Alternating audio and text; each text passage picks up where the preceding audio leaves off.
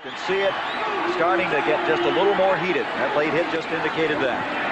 Bradley back to throw on first down and 25. White Oaks, touchdown. And take a look at the reaction of Danny Bradley. They played the great game of football at the same high school, at the same university, and wore the same jersey number. Just outside the 17, end around, an option to Mark Bradley, wants to throw. Touchdown! Both played in the same bowl game for a shot at the national championship.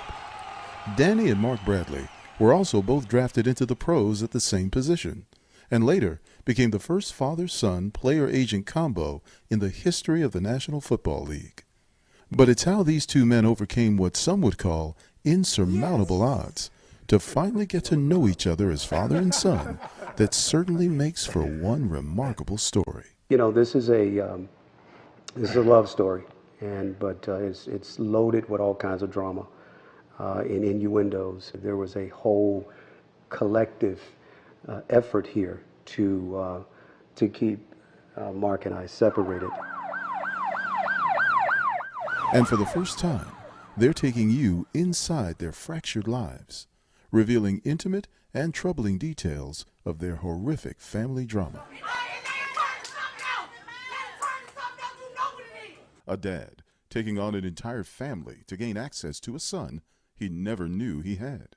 A mother and her relatives mysteriously fighting to keep the real father out of the picture.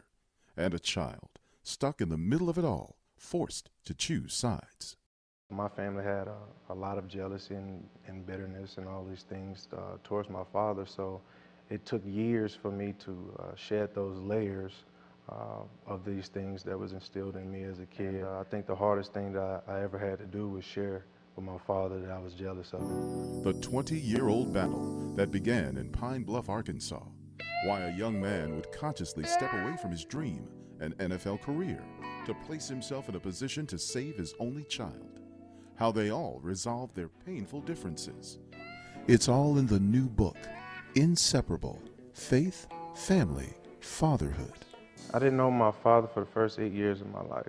Early on, I was named after another man.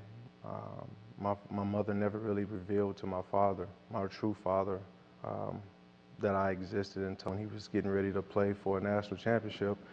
He was a big-time quarterback, MVP. The Sooners came back in the second quarter as Danny Bradley scored from a yard out. Then on the final play of the half, Bradley threw a strike to Derek Shepard, who raced 56 yards. Hey man, this was the biggest game of my career. We had finally arrived at the pinnacle of what college football is really all about, the national championship game.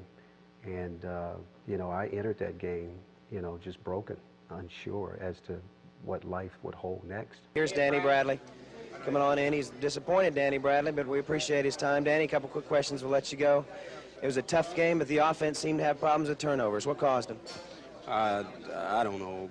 We just didn't play well. We, I guess, had our minds on the national championship too much. You know, it was a very trying time, a very difficult time.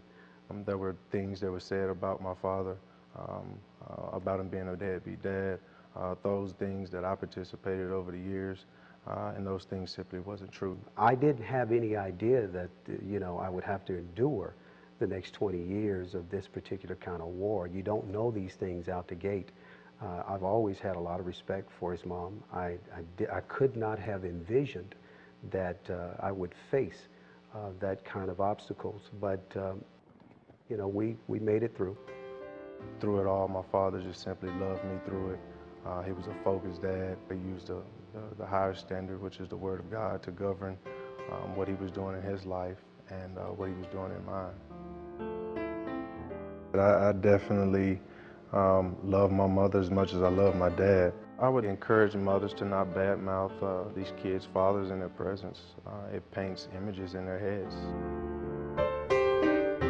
I often say that the desire to please my mom kept me in bondage, but the love and sacrifice and faith of my father set me free.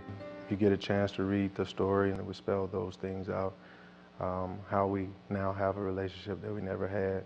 So I commend her for coming clean and basically sharing her heart, but that wouldn't be possible without, you know, my father loving me and loving my family and her to get to this point to where we are. I have, over the years, often told him that you don't have to thank me for being a good dad. I'm just doing my reasonable duty as a father.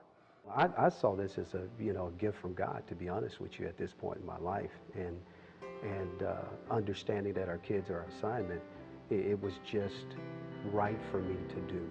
I didn't necessarily write this book to honor my father because I honor him every day. This book is to honor all fathers who are willing and wanting to do the right thing by their children. I simply wrote this story to encourage families and reunite and reconcile in ways that they never thought they could. Inseparable: Faith, Family, Fatherhood. Available at Amazon.com and Inseparable16.com.